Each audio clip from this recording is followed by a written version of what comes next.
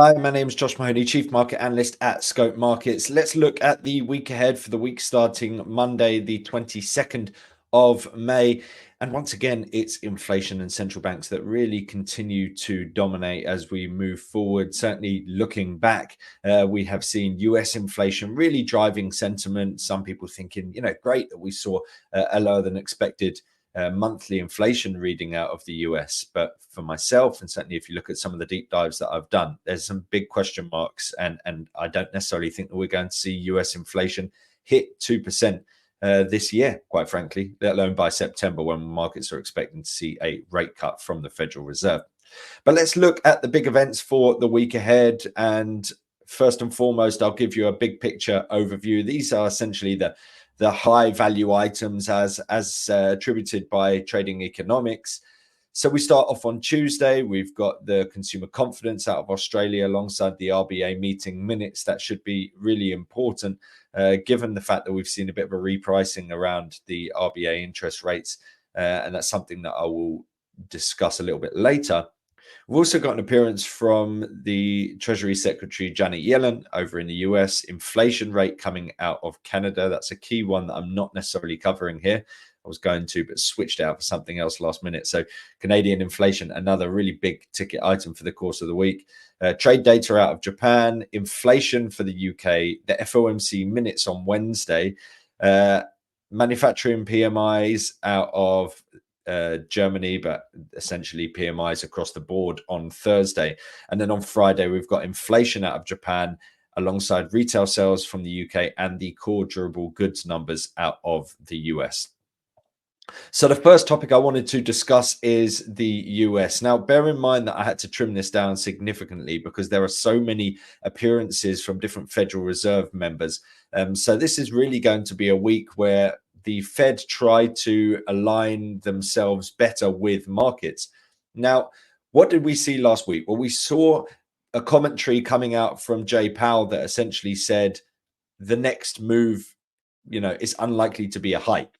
And markets took that as great positive, but he also said that it's probably going to take longer than he had anticipated to drive down inflation and that they were going to have to remain relatively steadfast. Now, markets continue to price an interest rate cut for September, but I don't necessarily think that this is too realistic. And also the fact that we're seeing markets pricing the same chance or the same amount of downside for interest rates over in the US compared to the UK this year, which is essentially 50 basis points.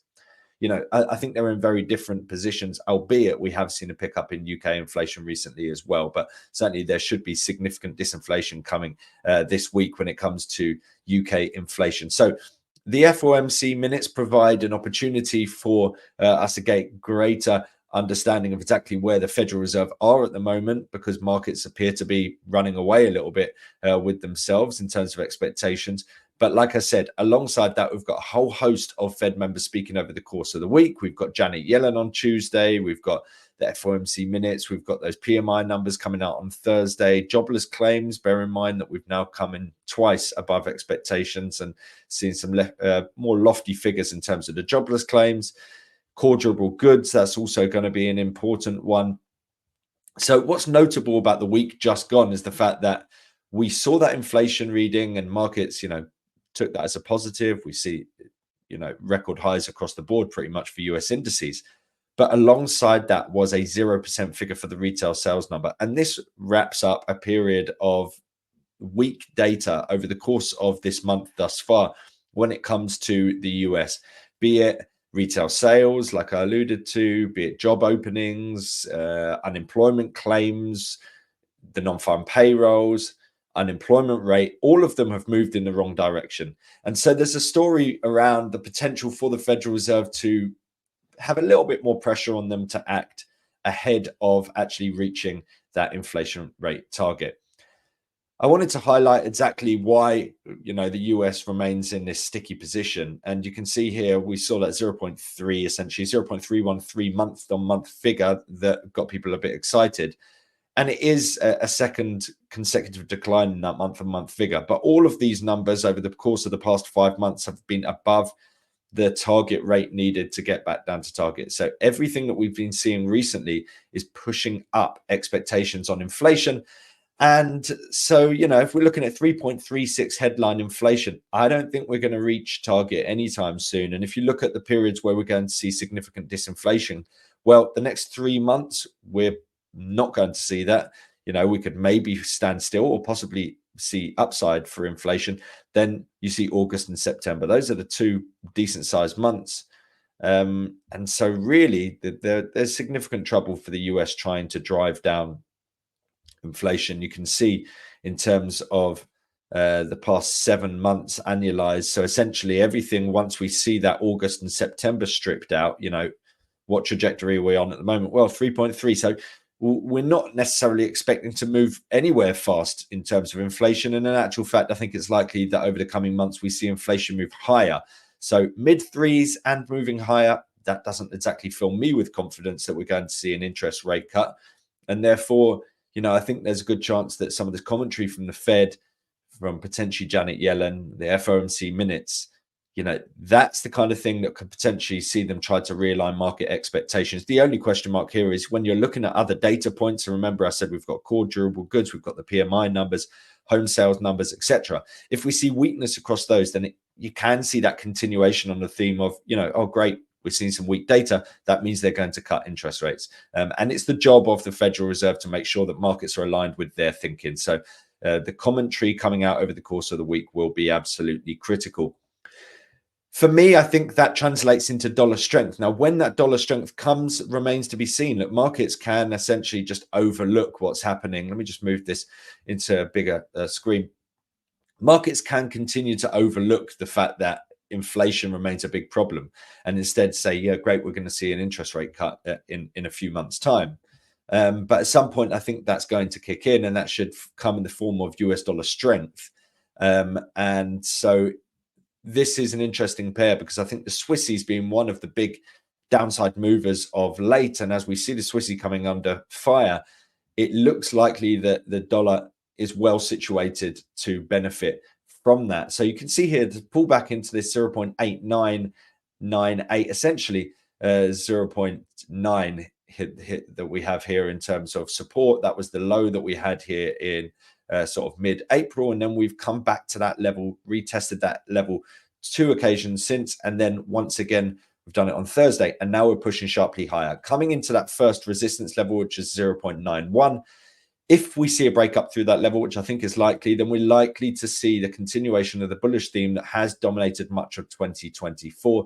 This essentially takes the form of a consolidation phase, and some people could say this looks kind of like a head and shoulders formation. Well, we'd need to see that 0.9 level broken for that to come to fruition. That has not happened.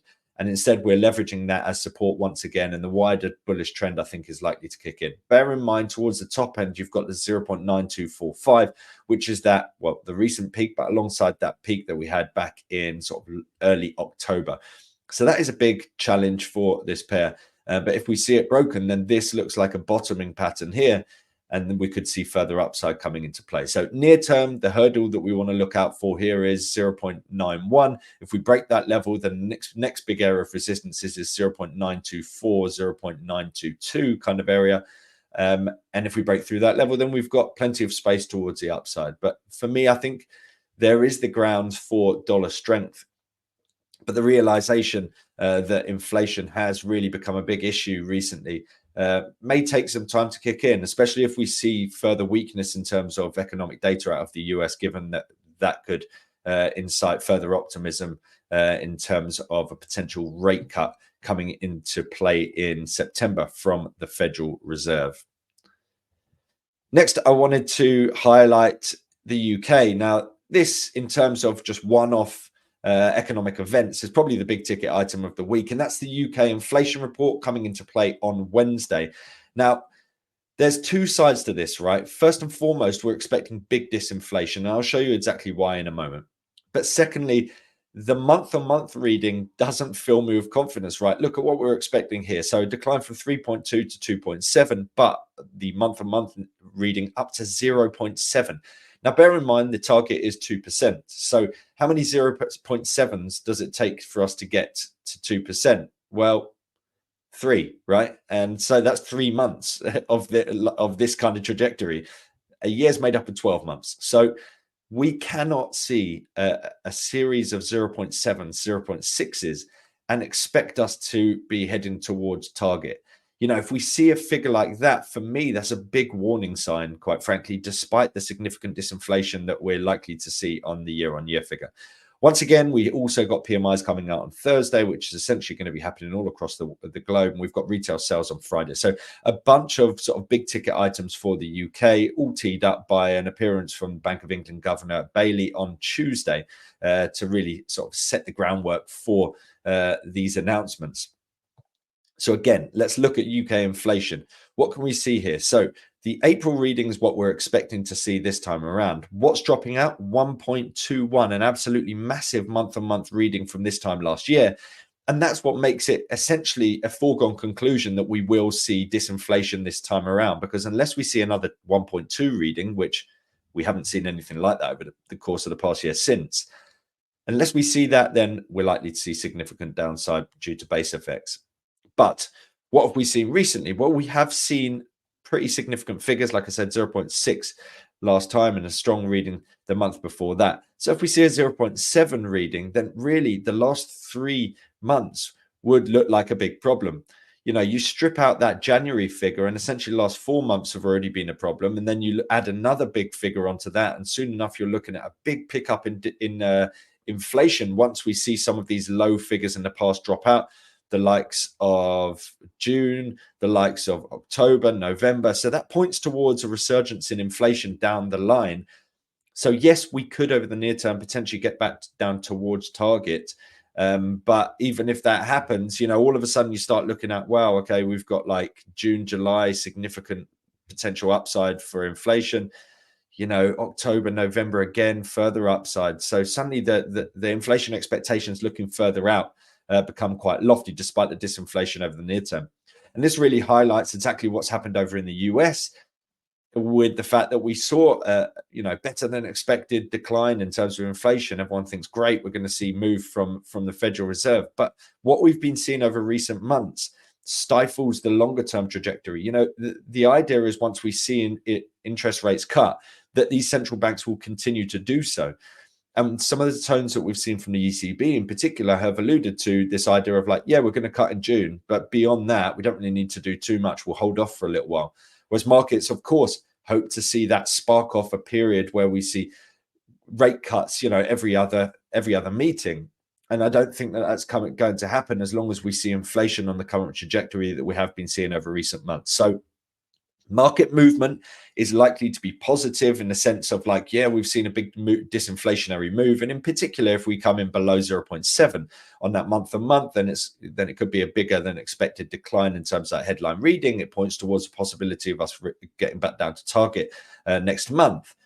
But look out for that month-on-month figure and bear in mind what's happened in the prior months leading into it and what that means for inflation further down the line. You know, once all of this is stripped out and inflation, you know, the base effects kick off in December, what's inflation going to look like? Well, you know, soon enough, we would have hit target within the space of like 4 months, 5 months. So you've got to expect 0 or negative inflation for the rest of that year. It's not feasible. And so that second sort of rally and or rise in terms of inflation, it is looking increasingly likely. Hopefully it's not a dramatic one, but it's problematic. So for the near term, what are we looking at in terms of the market? Well, I wanted to bring up the FTSE 100 because it's of course been a big outperformer of late. Let me get that on the full screen. So the daily time frame shows you this absolutely massive ramp up that we've seen in the FTSE 100. Like I said, this inflation report has a little bit for both sides, right? We're likely to see a significant drop in that year-on-year figure, but with that 0.7 monthly figure, you know, that is a big problem down the line.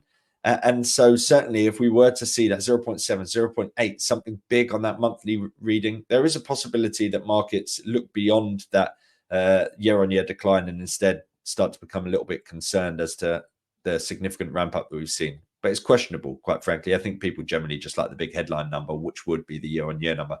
Look up for this 8407 mark. You know, we have been sort of consolidating and losing a bit of traction of late. You can see that by and large, you know, sometimes you enter these sideways consolidation phases, but by and large, you see sort of like rally, sideways, rally, shallow retracement, rally, sideways at the moment. So if we break this 84.07 mark, then you're looking at a potential retracement of this latest move, and you'd be looking at, say, let's just get some more of the fib levels come on here. You'll be looking at the next sort of support levels are coming at 8335, 8292, 8250, 8197, sort of deeper retracements. But I would view that pullback, if we break through support, as a potential retracement coming into play rather than an almighty reversal. So, you know, retracing this part of the move rather than a big wide move into sort of 8,000. But certainly you can see in terms of the stochastics rolling over, breaking back below that 80 threshold, momentum starting to shift away from the FTSE 100 as things stand. And certainly we have been setting up for significant disinflation this time around just because of those base effects. But I warn you, you know, if you look at those monthly figures, it's starting to become a little bit ugly over recent months. And what we had been looking at, you know, a few months ago, where we saw these big monthly figures that were going to drop out and thought, yeah, this is great, we're going to see really big disinflation coming into play and a collapse into target. Well, yes, but it's coming with some big caveats at the moment. And there's a good chance that we don't see a return to target. We return to, say, 2.3 or something like that. And all of a sudden, then inflation starts to rise. And do the Bank of England cut rates at 2.3 with an expectation that inflation is going to rise? Or do they push out expectations even further? So, you know, it's going to be a really interesting inflation report. I do hope for a low figure, quite frankly. I don't want to see a resurgence in inflation, and I like to see equity markets doing well. And then finally, the other area I wanted to cover came from New Zealand. We've got the RBA interest rate decision overnight, Tuesday night, Wednesday morning. It depends where you are. These are UK times. That's certainly going to head up the week, but we also have a number of other figures. We've got the global dairy trade prices, which are notable for NZD traders, given the significant amount of agricultural and dairy products coming out of New Zealand and exports, retail sales as well on Wednesday, and then we've got trade data on Thursday. But certainly the big ticket items going to be around that interest rate decision. Here are the expectations according to the Icon platform. We are not expecting to see an interest rate move this time around. 97% say so, or 97% priced in from that perspective. And then you're looking further out. Where's that first rate cut going to happen? Well, August is essentially viewed as a coin toss, 53% chance that we keep rates steady then as well. And then October and into the back end of the year, there's a chance, according to this, that we actually see 2 rate cuts in the final 2 meetings at the back end of the year. But what's interesting here is what's happened over the course of the past week leading into this as well. And just first and foremost, want to bring this chart up. You know, I wanted to bring up the Aussie against the Kiwi. I think this is a really good one because they do have very similar personalities, essentially. They have a high correlation between the two because of the fact that their economies are very much intertwined, because of the fact that they're both key exporters relying on the Chinese economy, big commodity-focused currencies. But then you can play against each other on sort of monetary policy expectations and the like. So what have we been seeing? Well, we've been seeing gains for the Australian dollar over recent months, as essentially markets are pricing that there's a higher chance that we see the RBA hike than actually cut this year. Whereas you can see from that, markets expecting to see 2 rate cuts from the AUDNZD this year. However, over the course of the past week, we've seen a little bit more concerning data out of Australia. In particular, we've seen that wage price index coming in below expectation, 0.8%. Markets are expecting to see that coming in at 0.9%. We also saw a significant uptick in terms of the unemployment rate, up to 4.1%. So, you know, with those concerns coming into play, do we see the RBA sort of moving a little bit more in the direction of cutting interest rates? Well, that's what, to my mind, sparked this downside that we've seen for the Aussie against the Kiwi. But keep an eye out for this RBNZ meeting. We've seen the stochastics into oversold, looking like we're going to see a bullish cross. We're at the 76.4 Fibonacci level, which is 108,975. So do we hold on to this and rally upwards from here and continue the bullish trend that's been playing out over recent months? or are we rolling over to see a breakdown through 10856? Certainly the sentiment and the tone coming out from the RBNZ will be absolutely key in determining exactly that. Do they view the 2 rate cuts priced in for this year as being overly optimistic? Are they feeling confident that they're on the right trajectory to do exactly that? You know, those kind of expectations and forecasts and tones coming from the RBNZ will be absolutely key going forward, and will drive sentiment for this currency pair in particular. Notably, as you can see here on the weekly time frame, we've rallied up in towards, we haven't tagged it, but we've come towards this big area of resistance that in the past, over the course of 2023, has capped upside for this pair. And generally, if you look at price action since the beginning of 2023 until now, we've essentially just been rotating within, you know, we're oscillating between a 106 up to a 1.1, and we've rallied up towards 1.1, and now we're rolling over. So certainly, you know, there's a question mark as to whether we're now seeing a top here, and certainly break below 1085 would give me greater confidence that that could be coming into fruition. But again, rolling over in terms of the stochastics here from a sort of wider weekly time frame. So really interesting currency pair to watch. Now, RBNZ interest rate decision should give us a greater idea of whether it's justified that we continue this bullish trend, or whether we're going to see a tightening in expectations around the actions of the RBA versus the RBNZ.